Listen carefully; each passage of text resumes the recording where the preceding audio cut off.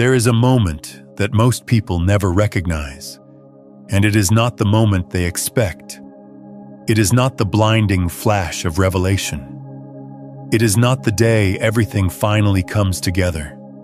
It is not some future crossing that you are still walking toward. The moment I am talking about already happened, and the fact that you do not fully believe that yet is the last remaining echo of a reality you have already left behind.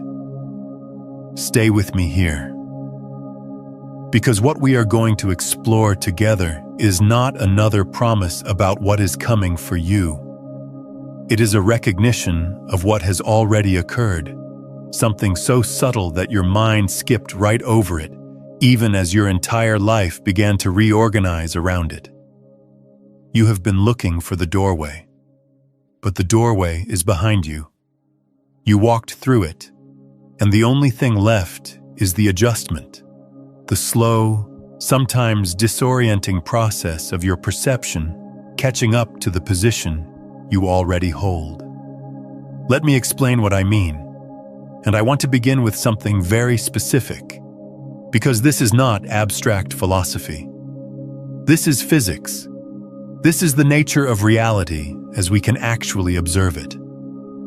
In 1999, a team of physicists in Vienna conducted an experiment that should have gotten far more attention than it did. They were working with molecules called fullerenes, carbon-60 molecules, sometimes called buckyballs. These are not subatomic particles. They are relatively large molecules, made up of 60 carbon atoms arranged in a shape like a soccer ball. And what the team demonstrated was that these molecules, these tangible, measurable, substantial objects, exhibited wave interference patterns when passed through a double-slit apparatus, meaning they behaved as waves, spreading out, interfering with themselves, landing on the detector in a pattern that only makes sense if each molecule traveled through both slits simultaneously. Now, here is where it becomes directly relevant to what you are living through right now. The interference pattern, the wave behavior, only appeared when no one was watching which slit the molecule went through. The moment a detector was placed to observe the path, the pattern collapsed. The molecules started behaving like particles, like solid little balls going through one slit or the other, never both. The act of observation, of conscious measurement, collapsed the spread of possibility into a single defined outcome. This is not metaphor. This is not a poetic reinterpretation. This is what the data showed, and it has been replicated with increasingly large molecules in the decades since. The implication is staggering, and most people glide right past it because the implication is too uncomfortable. It means that the state of a system is not fixed until it is observed. Before observation, the system exists in superposition, a smeared-out field of every possible state layered on top of one another. After observation, one state crystallizes, one reality becomes actual, the rest dissolve. Now hold that. Hold the mechanics of it in your mind while I draw you into something closer to your own experience. Think about the last time something shifted inside you. Not a decision you made with your rational mind, not a goal you set, not an affirmation you repeated until you half believed it. I mean a genuine internal shift, a moment where something you had been carrying for years, a belief, a fear, a pattern of seeing yourself, simply stopped being true. You may not have been able to name it at the time. You might not have noticed it for days, even weeks. But at some point you looked back and realized that the person who used to react that way, who used to collapse into that old spiral, who used to feel small in that particular familiar manner, was gone. Not suppressed, not managed. Gone. And in their place was someone who did not need to try to be different, because the difference had already happened at a level beneath effort. That is the crossing. and it did not happen when you think it did. Most spiritual teachings, most self-help frameworks, most manifestation content positions the transformation as something ahead of you, something you are working toward, a vibrational state you need to reach, a frequency you have not yet tuned into, and that framing, as well-intentioned as it is, keeps you locked in the one orientation that prevents you from receiving what is already here. It keeps you in the posture of reaching. And reaching, by definition, implies distance. It implies separation between you and the thing you want. It implies that the crossing has not yet occurred. But what if the crossing is not a future event? What if it is a past one? What if the reason your old life feels so strange, so ill-fitting, so weirdly distant even when the external circumstances have not fully changed yet, is that you are no longer the consciousness that belongs to it? What if the discomfort you feel right now is not a sign that something is wrong, but the precise sensation of a wave function that has already collapsed into a new state, while the residual patterns of the old state are still decohering around you? If this is landing for you, if something in your chest just opened even slightly, take a moment to hit that like button and subscribe to the channel. This matters more than you know. Now let me continue. Let me bring in a concept that will make this sharper. In quantum mechanics, there is a process called decoherence. It is one of the most important ideas in modern physics and one of the least discussed outside academic circles. Decoherence is what happens when a quantum system interacts with its environment in a way that causes the superposition, the layered field of possibilities, to effectively dissolve. The system does not just snap from wave to particle instantaneously. What happens is subtler. The quantum coherence, the delicate relationship between all the possible states, leaks into the surrounding environment. The information that held those possibilities together gets dispersed, scattered into the noise of the larger system. And what remains is a single, classical-looking outcome. One defined state, one reality. But here is the part that matters. Decoherence is not instantaneous from the perspective of the system living through it.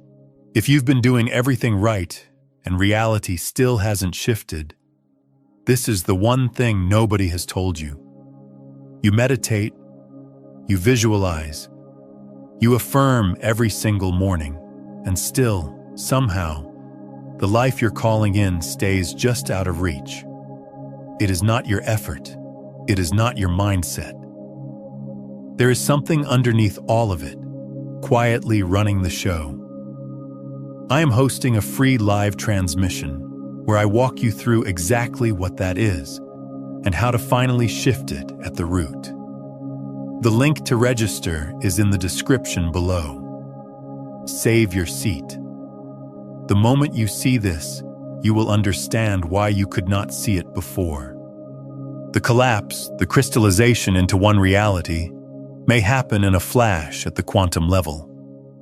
But the environmental adjustment, the process by which everything around the system catches up to the new state, takes time. The echoes of the old superposition linger. The environment still carries traces of possibilities that are no longer real but have not yet fully dissipated.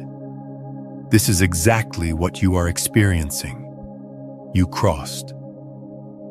The wave function of your identity, your deep internal state, collapsed into something new. But the environment, your relationships, your habits, your external circumstances, your own nervous system's learned responses, these are still decohering. They are still catching up. And because you are a conscious being living inside the process, you feel the lag. You feel the strange friction, of being someone new inside a life that was built for someone old.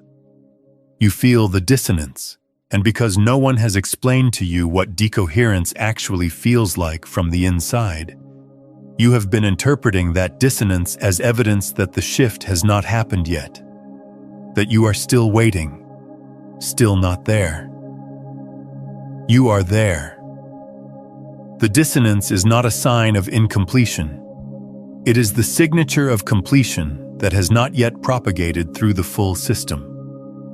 Let me take this deeper, because I do not want you to just understand this intellectually. I want you to feel the truth of it in a place that is older than your thinking mind.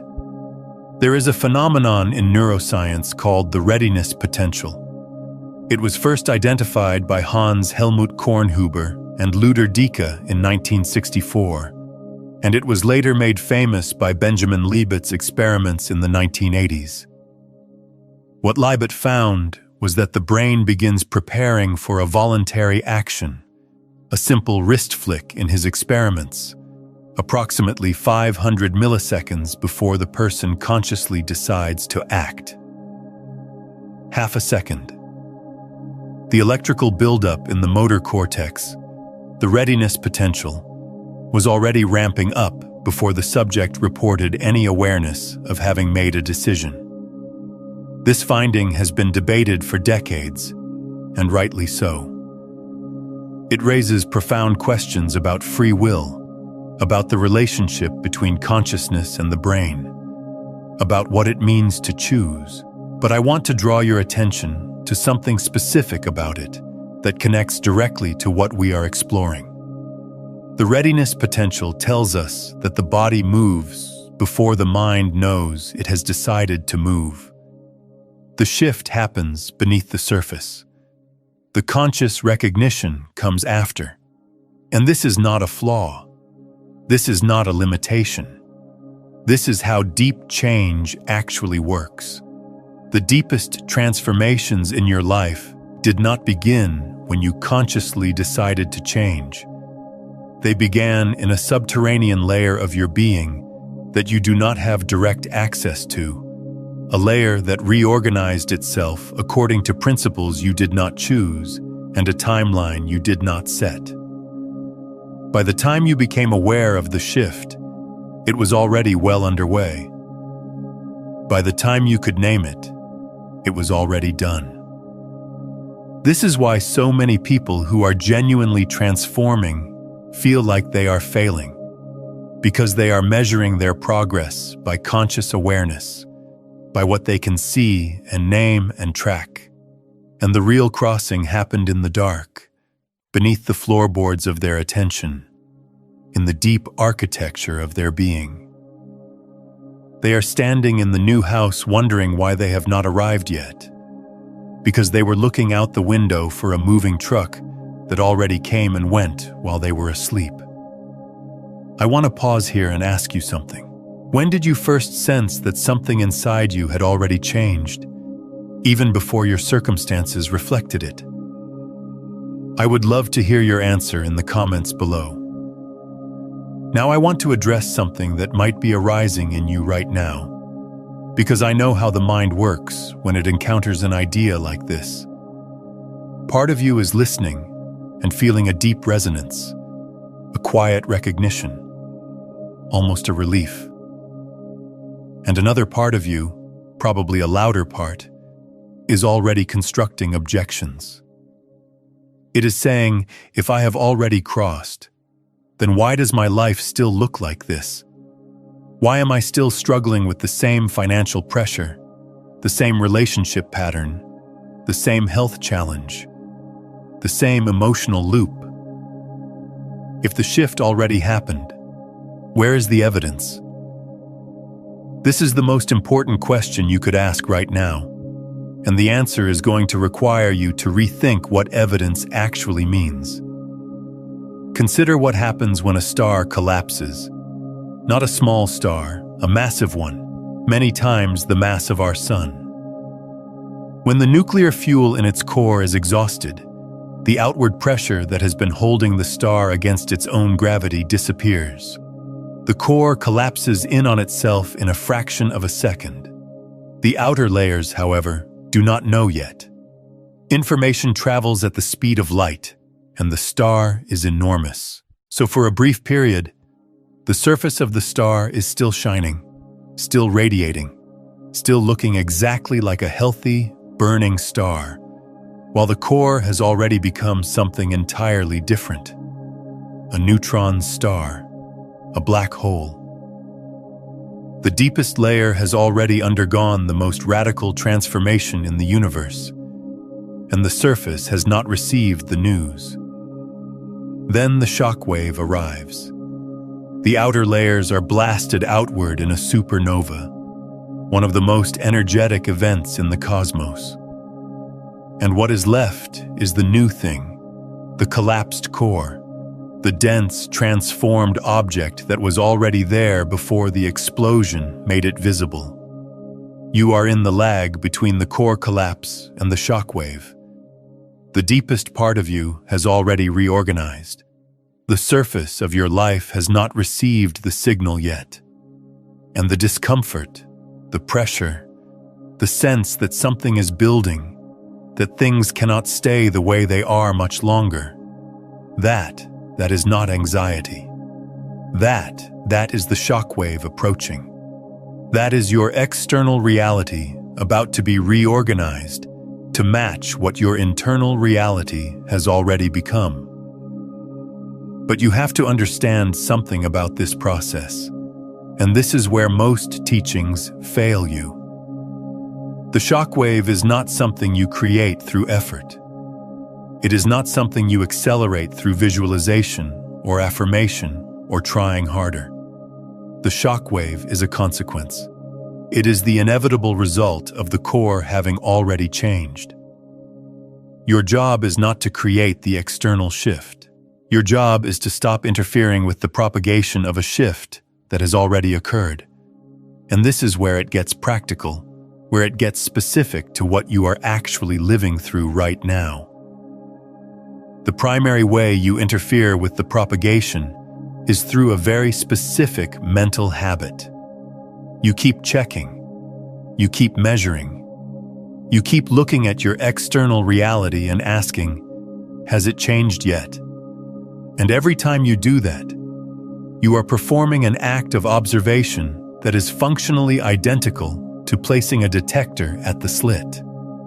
You are collapsing the unfolding wave of possibility back into the particle of your old expectation. You are telling the field, I still see the old reality, and the field, which responds to observation, says, noted, here is more of what you are observing. This is not magical thinking.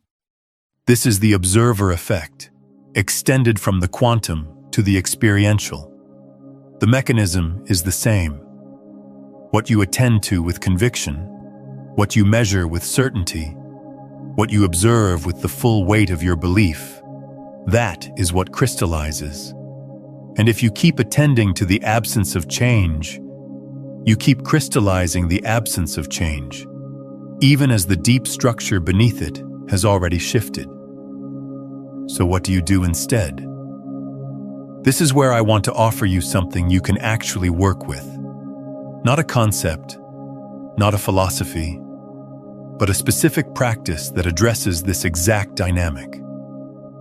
I want you to try something right now, wherever you are. Take a breath. Not a deep, dramatic breath, just a normal one. And as you exhale, I want you to notice something very specific. Notice the gap between the end of the exhale and the beginning of the next inhale. There is a space there. It is usually about 1 to 3 seconds, though it varies. In that space, you are not breathing in and you are not breathing out. You are in between. You are in the pause. Now, what I want you to notice about that pause is that you do not panic in it. You do not gasp. You do not rush to fill it. Your body rests in it with complete trust that the next breath will come. There is no effort in the pause. There is no anxiety. There is no checking. Your body does not look around frantically and ask, "Where is the next breath? Has it arrived yet?" What if it does not come? It simply rests in the gap, and the breath comes. This is the exact posture I am asking you to adopt toward your life right now. The shift has happened. The core has collapsed. The breath is coming.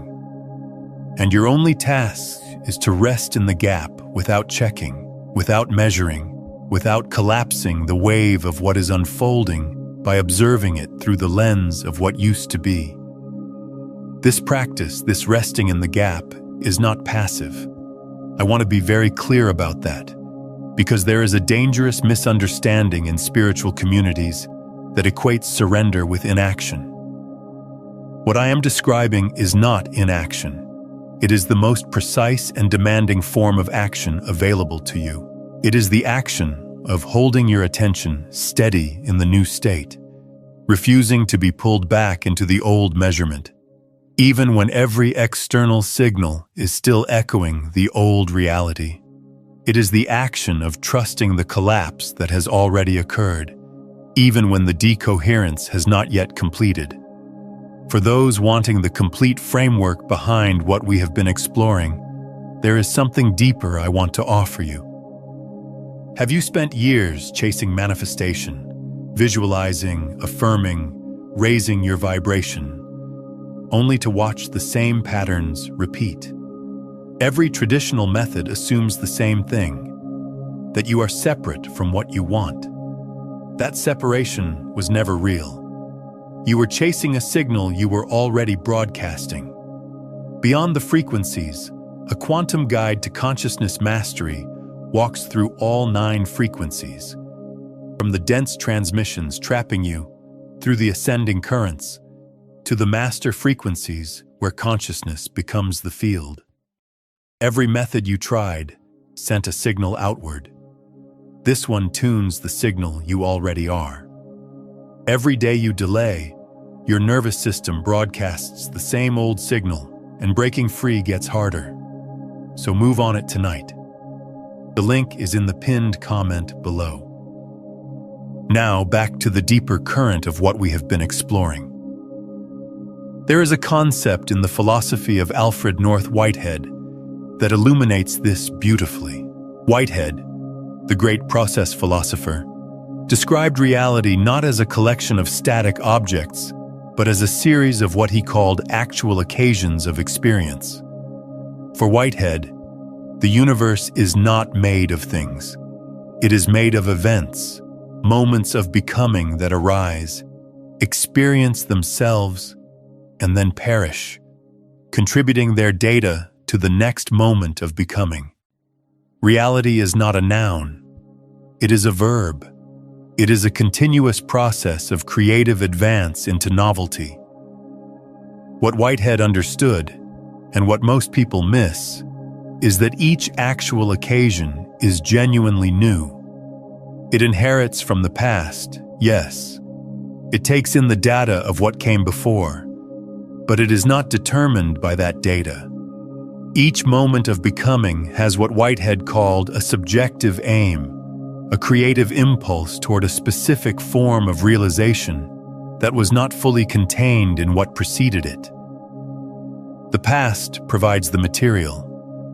The present provides the creativity. And the future is genuinely open, not because it is random, but because each moment of experience is a fresh act of self-determination. Now apply this to your situation. You have been treating your present as if it is determined by your past. You look at the data of your history, your patterns, your old results, your familiar limitations, and you assume that the next moment will be a continuation of that data. But Whitehead is telling you, and quantum mechanics is confirming, that each moment is a new, actual occasion. It inherits from the past, but it is not imprisoned by it. The subjective aim, the creative impulse of this moment, is oriented towards something that has never existed before. And if the deep structure of your being has already shifted, then the subjective aim of your present moments has already changed. The creative impulse that is organizing your experience right now is drawing from a different source than it was before the crossing. You do not need to create the new reality. The new reality is already creating you. Moment by moment, actual occasion by actual occasion, your experience is being assembled from a different blueprint. And the only thing slowing the visible manifestation of that blueprint is your habit of observing through the old one. Let me give you another layer of this, because I want to make sure this lands in your body, not just your intellect. There is a phenomenon that anyone who has gone through a profound internal shift will recognize, and it rarely gets talked about directly. It is the experience of feeling like a stranger in your own life, not in a dramatic, dissociative way, in a quiet, almost mundane way.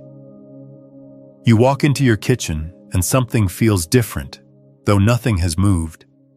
You have a conversation with someone you have known for years, and you notice that you are listening from a different place, responding from a different depth, and the old familiar dynamic between you does not quite activate the way it used to. You look at your own habits, the things you used to reach for automatically, the substances, the distractions, the emotional patterns, and they do not repel you. They just do not fit anymore. Like a coat that belongs to someone your size but not your shape. This is not imagination. This is not wishful thinking. This is the subjective experience of decoherence. The old quantum state, the old you, is losing coherence. The interference pattern that held your old identity together is dissipating. And what is emerging is not something you are building. It is something that was revealed when the old pattern dissolved, like a sculpture that was always inside the marble. The sculptor does not add the form. The sculptor removes what is not the form. And the crossing you have already made was the moment the chisel struck the decisive blow. Everything since then has been marble falling away. But here is where people get confused. And I want to address this directly because it is the place where the most damage is done. When the marble is falling away, it does not feel like liberation. It feels like loss. It feels like things are falling apart. Relationships that used to sustain you start to feel hollow. Ambitions that used to drive you lose their charge. Beliefs that used to comfort you reveal themselves as cages you had decorated so thoroughly you forgot they had bars. And in that falling away, the mind panics. The mind says, I am losing everything. The mind says, something is wrong. The mind says, I need to go back. You cannot go back. Not because going back is forbidden, but because the you who would go back no longer exists. The wave function has collapsed. The superposition that included the old state and the new state has resolved. You are in the new state. And the grief you feel because it is grief, make no mistake. The quiet mourning for the old self, the old certainties, the old comfortable limitations, that grief is not a sign of failure. It is the emotional signature of completion. You are grieving something that is already gone, and grief for what is already gone is the most honest proof that the crossing has occurred. Tell me in the comments, what is the one old pattern or belief that you have noticed losing its grip on you, even if you cannot fully explain why? I want to sit in this for a moment, because our culture is terrible at honoring this part of transformation. We celebrate the breakthrough. We celebrate the arrival. We post about the new beginning. But we almost never honor the death that made it possible. and it is a death. The old self does not evolve into the new self. The old self ends, its patterns decohere, its wave function collapses into the environment, becomes background noise, becomes the faint residual signal that you sometimes pick up late at night when your defenses are down and you feel a pang of something that is not quite nostalgia and not quite sadness, but something in between. That is the old state completing its decoherence. That is the last of the marble falling. Let it fall. Now, there is a specific trap that appears at exactly this stage of the process, and I want to name it clearly so you can recognize it when it comes for you. Because it will come for you, if it has not already. The trap is the demand for proof. The mind, having registered that something fundamental has changed, but unable to point to external evidence, begins to demand verification. It wants a sign. It wants confirmation. It wants the universe to send a signal, a synchronicity, a number sequence, a dramatic external event that validates the internal shift. And this demand for proof is itself the mechanism that delays the manifestation of the proof. Here is why, and this goes back to something very precise in quantum theory. In 1978, John Archibald Wheeler proposed a thought experiment called the delayed choice experiment. Wheeler was one of the most important physicists of the 20th century, the man who coined the term black hole, and his thought experiment was later confirmed in actual laboratory settings. Here is what it demonstrated. In the standard double-slit experiment, you decide before the particle is fired whether to observe which slit it goes through. If you observe, you get particles. If you do not observe, you get waves. Wheeler asked a deceptively simple question. What if you wait until after the particle has already passed through the slits to decide whether to observe? What if you make the choice to measure or not measure after the event has already occurred? The result was astonishing and has been confirmed repeatedly. Even when the choice to observe was made after the particle had already traveled through the apparatus, the result changed retroactively. If you chose to observe, the particle behaved as though it had always been a particle, going through one slit. If you chose not to observe, it behaved as though it had always been a wave, going through both. The future observation reached back and shaped the past event. Sit with that for a moment. The future observation shaped the past. Now bring this into your experience. When you demand proof, when you adopt the posture of the skeptic, when you observe your reality through the lens of, has it changed yet? You are not just measuring the present. You are retroactively shaping the past. You are collapsing the history of your transformation into a narrative of not yet, of still waiting, of incompletion, and the reality you experience will conform to that observation, not because the universe is punishing you, but because that is how observation works. What you look for with conviction is what you find, even retroactively.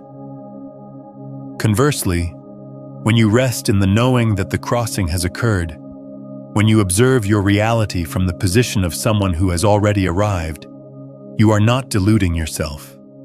You are performing the only act of observation that allows the full wave function of your new reality to express itself. You are choosing not to place the detector at the slit. You are allowing the wave to remain a wave, to interfere with itself constructively, to produce the pattern of expanded possibility rather than the narrow track of a single measured, expected outcome. This is not positive thinking. This is not denial. This is a fundamentally different orientation of consciousness, and it is the orientation that your crossing has already prepared you for. The old you could not have held this posture. The old you needed proof because the old you did not trust the process. But you are not the old you, and the evidence of that is precisely the fact that something in you is resonating with these words right now, not as new information, but as recognition. You are not learning this. You are remembering it. The knowledge was encoded in the crossing itself, and these words are simply the key that unlocks the memory. Let me bring this into one more specific frame, because I want to make sure you leave this with something you can use in the moments when the old patterns try to reassert themselves. Because they will try, not because they are strong, but because they are habitual. Decoherence takes time, and during that time, the old interference patterns can produce what look like flare-ups of the old reality. Old emotions surface. Old situations seem to repeat. Old versions of you seem to show up in the mirror. And in those moments, you need something more precise than a general philosophy. You need a specific understanding of what is actually happening. In physics, there is a phenomenon called quantum recurrence, related to the Poincaré recurrence theorem. In a closed system, given enough time, the system will return arbitrarily close to its initial state. The patterns will seem to repeat. The old configuration will appear to reassemble. But, and this is critical, the recurrence is approximate, not exact. The system returns close to the old state, but never precisely to it. And in an open system, one that is interacting with its environment, exchanging energy and information with a larger field, true recurrence becomes vanishingly unlikely. The system is always moving into novelty, even when it appears to be circling back. You are an open system. You are exchanging energy and information with the field of consciousness constantly. So when the old patterns seem to return, when the old emotions flare, when the old situations echo, they are not returning. They are approximating. They are the system's last pass through a region of phase space that it is leaving permanently, and each pass is slightly different, slightly less intense, slightly less convincing. If you watch carefully, you will notice that the old pattern does not grip you the way it used to. It arises, yes, but it does not consume you. It visits, but it does not move in. And that difference, that subtle but unmistakable difference in the depth of the grip, is the measurable evidence that you have already crossed. Here is a practice I want you to carry with you from this point forward. The next time an old pattern arises, an old fear, an old reaction, an old emotional loop, I want you to do something very specific. Instead of fighting it, instead of affirming it away, instead of analyzing it, I want you to simply measure the grip, not the content. The grip. Ask yourself, on a scale that only you can feel, how deeply is this pattern holding me right now compared to the last time it appeared? Do not judge the answer. Do not try to make it smaller. Just notice. Just observe the grip itself, not what it is about, but how strong its hold actually is. What you will find, if you are honest, is that the grip is weaker. Maybe only slightly, maybe significantly, but weaker. And that weakening is not something you achieved through effort. It is the natural result of decoherence. The old state is losing coherence. Its ability to organize your experience is diminishing.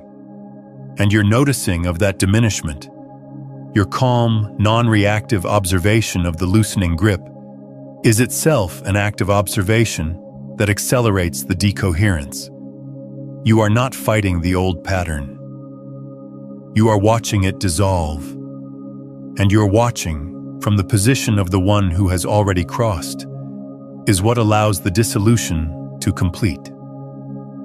There is something else I want to name, something that is rarely spoken about in these spaces, and it has to do with the specific quality of loneliness that accompanies a genuine crossing. Not all loneliness is the same. There is the loneliness of isolation, of being cut off from others, and that is a wound that needs healing. But there is another kind of loneliness, a loneliness that arises not from being cut off, but from having moved. It is the loneliness of the one who has stepped into a new room and looks back to find that the people they love are still in the old one. Not because those people are wrong or lesser or behind, but because the crossing is individual. It happens one consciousness at a time. And when you cross, you do not bring your world with you. You bring yourself, and then you wait in the new room for the world to find you again. This loneliness is sacred. It is not a problem to be solved. It is the felt sense of the gap between your internal state and your external reality, the same gap we have been exploring from the physics side. And it will close, not because you go back to the old room, but because the new room begins to fill. New resonances find you. New connections form, not through effort, but through frequency matching. The field reorganizes. People, opportunities, circumstances that match your new state begin to appear, not because you attracted them through visualization, but because coherent systems naturally synchronize. It is the same principle that causes pendulum clocks on the same wall to eventually swing in unison. It is not magic, it is physics. Coherent oscillators entrain, but the entrainment takes time. And in the meantime, you sit in the new room alone, and you trust the process. And the trust itself is the evidence that you have crossed. Because the old you could not have tolerated this uncertainty. The old you would have rushed back to the familiar room, would have abandoned the new state for the comfort of the known. The fact that you are still here, still sitting in the discomfort, still holding the new frequency even without external confirmation, that is not stubbornness. That is coherence. That is the new state demonstrating its stability by refusing to decohere back into the old one. And here is where I want to bring in something from the tradition of Advaita Vedanta, because this ancient understanding maps onto the physics with remarkable precision. In Advaita, there is a teaching about the three states of consciousness: waking, dreaming, and deep sleep. But beyond these three, the sages point to a fourth state, called Turiya. Turiya is not a state